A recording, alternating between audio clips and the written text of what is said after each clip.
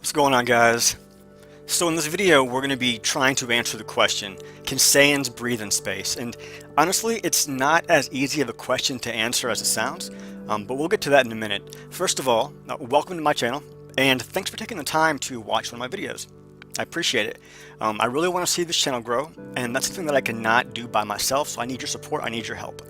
As some of you guys already know, I'm going to be implementing some new awesome things on the channel as we reach various certain goals that I've set. And also, don't forget that if we hit 3K subs by the end of the year, I'm going to be giving away some loot box subscriptions. Now, to get entered in that drawing though, all you gotta do is subscribe and then leave me a comment letting me know that you subscribed. So help me grow. Make sure you like the video, subscribe, leave me some comments, do all that other good stuff. Now let's get into the video. So before we do anything, we need to make sure that we're actually trying to answer the correct question. Now, even though can Saiyans breathe in space is where the question is usually asked, it's not actually the question that they mean to be asking. The correct question is going to be, can Saiyans survive being exposed in space? What makes this question hard to answer though is that right now I could probably prove that Saiyans can survive being exposed in space, and I could probably prove that they can't survive being exposed in space. So we know that they can survive in outer space for several different reasons.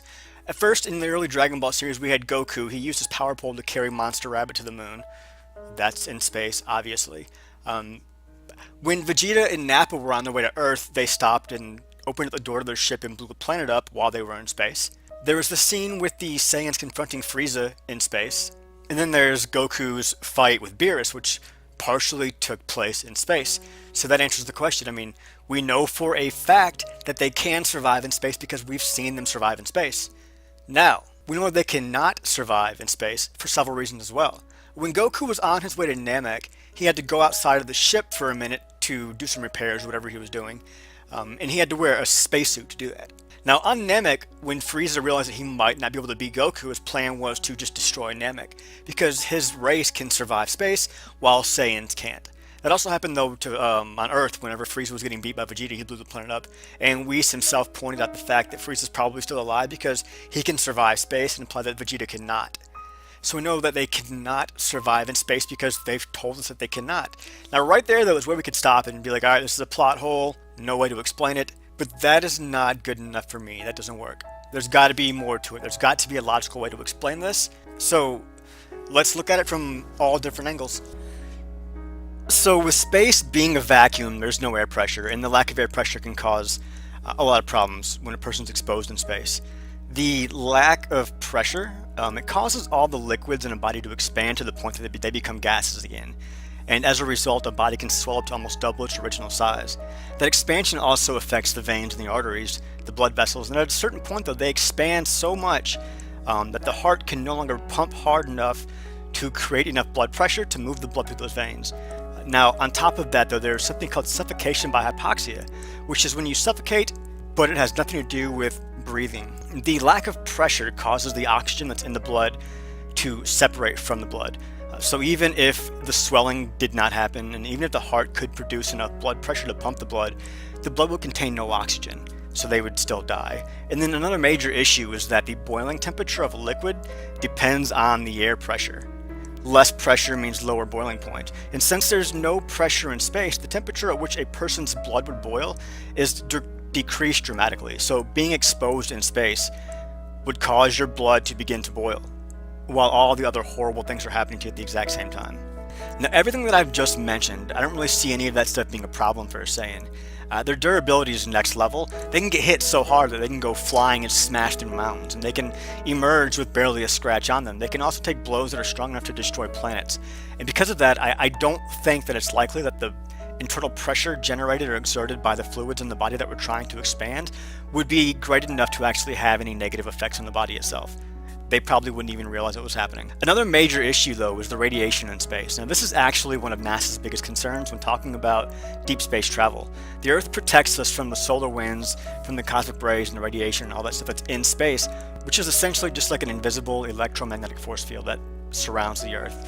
But once you get a certain distance from the Earth, the magnetosphere is no longer able to help you. Again, though, I don't see this being a problem for the Saiyans. Now, we've seen them power up plenty of times, and every time that they do, we see electricity sparking in the air around them. It can cause the weather to change, The power surge can destroy electronics in the area, things around them begin to levitate, and they become surrounded by an aura. Now this aura, which is created by the energy that they're emitting from their body, that should be sufficient to protect their bodies from the radiation being generated by the sun and other things that are out in space, in much the same way that the magnetosphere does for us on the Earth. Now, we kind of seen an example of this working while Goku was fighting Jiren, though, because Jiren's aura was sufficient to block Goku's energy attacks. Now, in space, though, outside of an atmosphere, the temperature can vary dramatically as well, depending on where you are in space in relation to the sun. Either you're going to burn or you're going to freeze. Now, if you watched my video about the Kamehameha, you'll know that the blasts that they use in the series are not just energy, they're actually a plasma that is created by the ionization of the gases that are around Goku's hands. Now, the sun is a plasma as well. It's just really, really, really, really big. So if the characters, though, in the series can take an energy blast to the face without really being damaged by the heat, it's safe to assume that they could also survive the temperature of the sun in space unless they're really close to the sun. They wouldn't get burnt or anything, and the heat wouldn't be a problem. Now, as for the freezing problem, though, they can generate electricity with their bodies. That would generate an incredible amount of heat. Should be enough to keep them from turning into a popsicle. Now, the big problem is going to be the lack of oxygen that's in space, though. Now, the reason that I said, can Saiyans breathe in space, was not a good question to ask, was because in space there's nothing to breathe. There's no gas to inhale. So there's no oxygen to breathe. It's impossible for anything to breathe in space. However, though, since we have seen them in space doing random shit, there's got to be something that we know that allows that to happen. Now, the characters, when both training and fighting, they move at incredible speeds. They can fight at those speeds for long periods of time without actually running out of breath. Their stamina is next level, and because of that, it's fairly obvious that thanks to their training, their bodies are capable of using the oxygen supply that they have within them far more efficiently than a normal human could. In 2012, a German man named Tom Saiyan set the world record for the longest amount of time a person could hold their breath underwater. And as insane as this might sound, though, his record is at 22 minutes and 22 seconds. He's a human. I have no doubt that somebody like Goku could hold their breath for significantly longer than that. Even if he couldn't, he could at least match it for sure. And 22 minutes is far longer than any time we've actually ever seen them in space or exposed in space. So now, how do we explain why he was in that spacesuit while he was on his way to Namek? He wasn't powered up, so his energy could not deflect the cosmic radiation. There was no aura to use to protect him from that. He did not know how long he was going to be out there, so it would not hurt to have an oxygen supply. And he also needed to be tethered to the ship while it was flying through space. Now, Frieza was going to blow up Namek because Goku could not survive being in space, but Frieza could. But it was never stated that Goku would have died immediately.